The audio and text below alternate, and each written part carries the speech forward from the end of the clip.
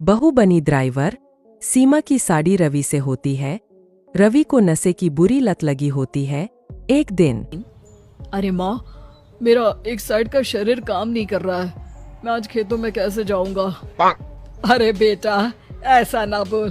तेरे पापा के जाने के बाद से तू ही घर चलाने का सहारा है।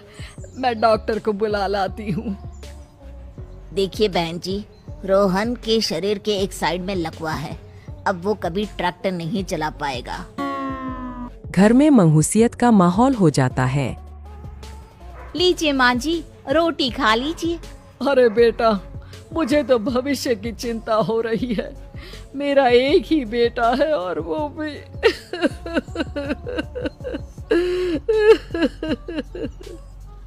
माँ जी, आप चिंता न करें। जब तक ये बीमार है मैं खेत जाकर काम कर लिया करूँगी। वैसे भी नशे के कारण इनका शरीर काफी कमजोर हो गया है। अगले दिन सीमा खेत में जाकर काम कर शाम को घर लौटती है। ये ले बेटा, पानी पी ले। कैसा रहा काम का पहला दिन?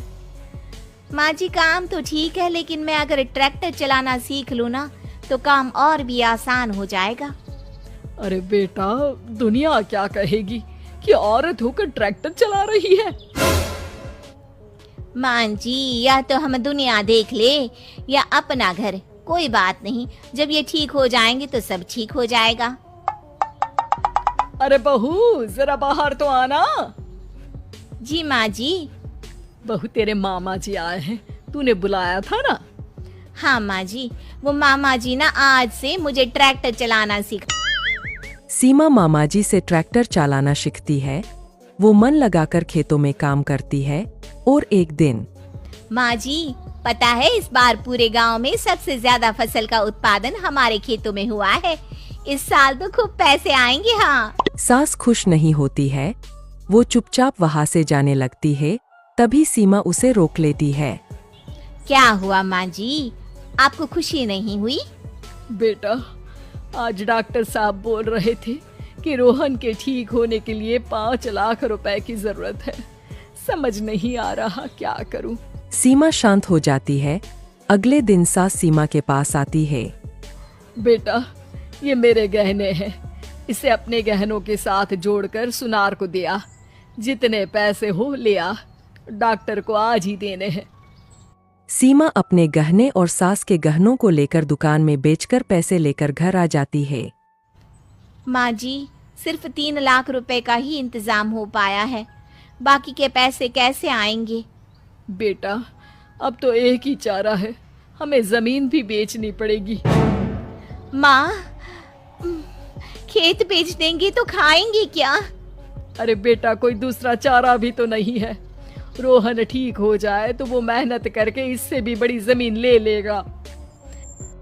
सास बहू मिलकर खेत भी बेच देते हैं। अब पूरे पैसे लेकर सास डॉक्टर के पास जाती है। डॉक्टर साहब, ये लीजिए सारे पैसे। बस किसी तरह मेरे बेटे को ठीक कर दीजिए। आपका बेटा ठीक तो हो जाएगा, लेकिन 6 महीने का समय लगेगा। सास बहू सोच में पड़ जाते हैं कि अब तो कोई जारिया भी नहीं रहा जहाँ से उन लोगों की कमाई हो। अब कमाएंगे नहीं तो खाएंगे क्या? माँ जी, मेरे माता पिता ने लड़की होने के कारण मुझे ज्यादा पढ़ाया लिखाया नहीं, लेकिन ट्रैक्टर चलाना सीखकर मैं कुछ काम करने के लायक तो हो ही गई हूँ। अरे बेटा, ट्रैक्टर अब कहाँ चलाएगी? खेत तो बिक गए हैं। माँ जी, मैं किसी और के खेतों में दिहाड़ी में काम कर लूंगी, कुछ तो पैसे आएंगे ही ना। कहकर सीमा काम करना स्टार्ट कर देती है। जैसे तैसे उन पैसों से गुजारा चल ही रहा था। माँ जी, पास के अस्पताल से मुझे नौकरी के लिए ऑफर आया है।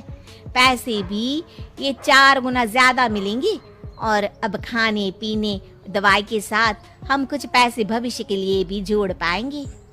लेकिन काम क्या है बहू?